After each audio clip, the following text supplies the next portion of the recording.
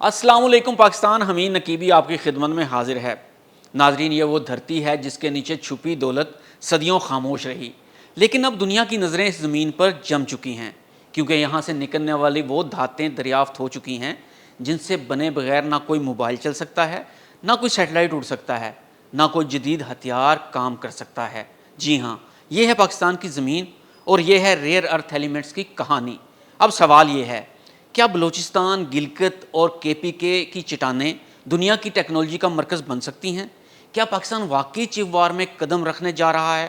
اور کیا انسپائر حکومت کا وہ پہلا پروگرام ہے جو ہمیں موبائل اور سیٹلائٹ بنانے والی قوموں کی صف میں لا کھڑا کرے گا؟ آخر یہ ریئر ارتھ ایلیمنٹس ہیں کیا، اور ان کی اہمیت اتنی زیادہ کیوں ہے کہ دنیا کی سپر پاورز ان پر جنگ لڑ رہی ہے؟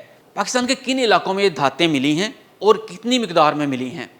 حکومت کا انسپائر پروگرام دراصل کس منصوبہ کا حصہ ہے؟ کیا یہ پاکستان کو صرف ایک ریسرچ سینٹر بنا دے گا یا ایک چپ پروڈیوسنگ ملک بھی بنائے گا؟ ناظرین، دنیا کی سب سے بڑی جنگ اب زمین پر نہیں، دماغوں اور مشین کے درمیان لڑی جا رہی ہے، جسے کہا جاتا ہے چپ وار۔ یہ وہ جنگ ہے جہاں اصل ہتھیار ہیں مائکرو چپس، یعنی وہ ننھی سی چیز جو ہر چیز کو زندہ کرتی ہے، چاہے وہ موبائل ہو، کار ہو، راکٹ ہو یا مصنوعی ذہانت۔ ناظرین، اب جن ملکوں کے پاس ریئر ارتھ ایلیمنٹس اور چپ ٹیکنالوجی دونوں ہیں، وہ دنیا کی طاقت کے اصل مالک ہیں۔ چین کے پاس دنیا کے 60% سے زائد ریئر ارتھ ریزرو موجود ہیں، امریکہ کے پاس ڈیزائننگ اور آرٹیفیشل انٹیلیجنس کا علم ہے، اور سعودی عرب اب اپنے ریئر ارتھ کے ذریعے چپ فیکٹریاں لگا رہا ہے۔ تو ناظرین، پاکستان کی نئی دریافت نے دیکھا ہے کہ زمین کے نیچے چھپا ہے ایک انمول خزانہ۔ اب انہی دنوں ایک حیران کن خبر پاکستان آئی۔ بلوچستان، گلگت بلتستان اور خیبر پختونخوا کے بعض علاقوں میں ریئر ارتھ ایلیمنٹس کی موجودگی کی تصدیق ہو چکی ہے۔ یہ وہی دھاتیں ہیں جن سے بنتے ہیں موبائل فون کے پرزے، الیکٹرک گاڑیاں، ریڈار اور جیٹ فائٹرز کے سینسرز اور سیٹلائٹ چپس۔ سائنسدانوں کے مطابق یہاں پائے جانے والے معدنیات میں نیوڈیمیم، لیتھیم، یورینیم جیسے عناصر شامل ہیں، جن کی مانگ اس وقت عالمی منڈی میں آسمان کو چھو رہی ہے۔ اب آتے ہیں پاکستان کے پروگرام انسپائر کی جانب اور دیکھتے ہیں کہ پاکستان کے نوجوانوں اور خود پاکستان کی قسمت کیسے بدلے گی۔ اب سوال تھا، کیا پاکستان ان دھاتوں کو صرف خام مال کے طور پر بیچ دے گا یا خود ان سے کچھ بنائے گا بھی؟ اس سوال کا جواب ہے انسپائر پروگرام۔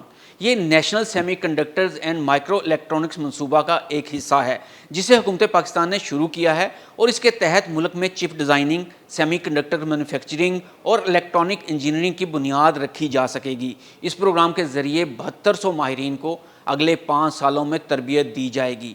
پہلا مرحلہ میں تقریباً 32,000 نوجوانوں کو ٹریننگ دی جائے گی۔ 9 یونیورسٹی کلسٹرز اور 6 جدید IC انٹیگریٹڈ سرکٹ لیبارٹریاں ملک بھر میں قائم کی جائیں گی۔ منصوبے کے لیے 4.5 ارب روپے کی رقم مختص کی گئی ہے۔